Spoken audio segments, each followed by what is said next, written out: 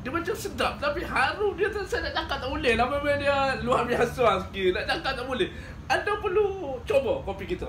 Perlu coba. Baru apa rasa nikmat dia, bau dia, aroma dia. Kena dicoba. Tak coba tak tahu. Tak cerita tak boleh. Memang dia luar biasa. Anda semua kena coba kopi dia sudah ya. Ya. Luar biasa kopi dia. Memang luar biasa kopi dia. Dia macam sedap tapi harum dia tu, saya nak cakap tak boleh lah. Memang dia luar biasa sikit. Nak cakap tak boleh. Anda perlu coba kopi kita. Perlu coba. Baru apa rasa nikmat dia, bau dia, aroma dia. Kena dicoba. Tak coba tak tahu. Tak cerita tak boleh. Memang dia luar biasa.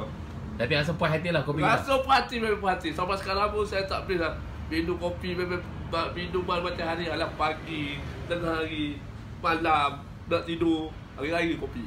Macam minum biasa. Sebelum ni, kalau kita tak jumpa kopi ni, banyak dah kita minum kopi kat luar. Tapi kopi kat luar pun tak nak kesan sekadar minum je. Sekadar minum je lah kopi kat luar tu. Biasa-biasa je.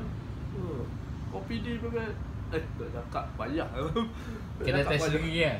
Nak cakap payah lah, luar biasa.